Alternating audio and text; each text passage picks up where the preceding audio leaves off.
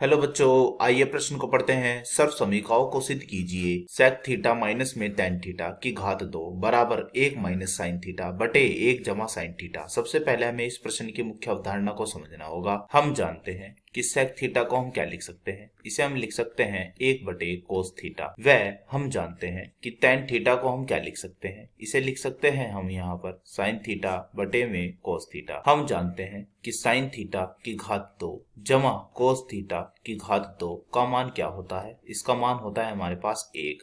अब हम इन मुख्य अवधारणाओं का प्रयोग करते हुए अपने प्रश्न को हल करने की ओर चलते हैं। तो हमें अपने प्रश्न में क्या सिद्ध करना है? हमें सिद्ध करना है दाएं पक्ष और बाएं पक्ष को एक समान। तो सबसे पहले हम अपने प्रश्न का बाएं पक्ष ले लेते हैं। तो हमारे प्रश्न का बाएं पक्ष क्या है? हमारा बाएं पक्ष है यहाँ पर सेक थीटा, माइनस में है हमारे पास टेन थीटा और उसकी घात है 2। तो जैसे कि मैंने मुख्य अवधारणा में बताया था, सेक थीटा है हमारे पास 1 बटे कोस थीटा।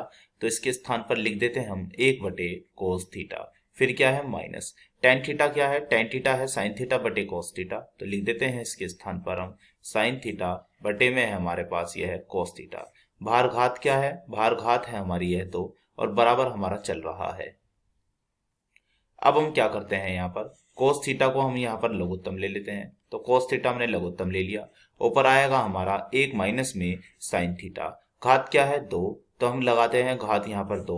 तो यह आ गई घात 2 और कोस थीटा की घात भी 2। अब हम क्या करते हैं, जो सूत्र मैंने अपनी मुख्य अवधारणा में बताया था कि साइन थीटा की घात 2 जमा कोस थीटा की घात 2 बराबर 1। अब हम इस सूत्र से यहाँ पर क्या करते हैं कि कोस थीटा की घात 2 का मान निकाल लेते हैं। तो कोस थीटा की घात 2 का मान क्या आएगा? तो कोस थीटा की घात 2 का मान यहाँ पर आएगा 1 माइनस में साइन थीटा की घात 2।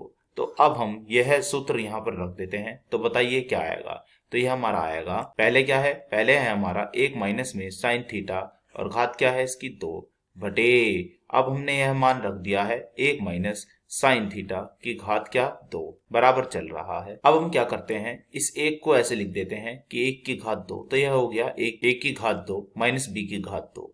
अब हम a की घात 2 माइनस बी की घात 2 का सूत्र लगा देते हैं।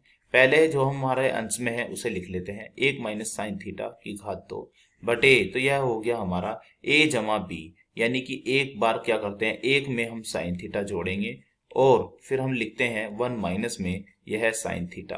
तो एक बार हम सूत्र लिख देते हैं। जो सूत्र हमने यहाँ पर प्रयोग में लाया है वह सूत्र है a की घात 2 माइनस बी की घात 2। क्या होता है? एक बार a और b में जोड़ो और फिर a और b को आपस में घटा दो। तो हम देख रहे हैं 1 माइनस साइन थीटा की घात 2 है ऊपर और 1 माइनस साइन थीटा की घात है 1 नीचे। तो यह एक घात इस 2 में से कट गई। ऊपर कितनी घात बची? 1 माइनस साइन थीटा की। तो 1 माइनस साइन थीटा की घात ऊपर बची है 1 और नीचे हमारा बचा है 1 जमा साइन थीटा। तो हम देख पा रहे हैं ये हमारा क्या बन चुका है, ये हमारा बन चुका है यहाँ पर दायां पक्ष। तो हमने यहाँ पर दाएं पक्ष और बाएं पक्ष को एक समान सिद्ध कर दिया है। आशा करता हूँ यह प्रश्न आपको समझ में आया होगा। धन्यवाद।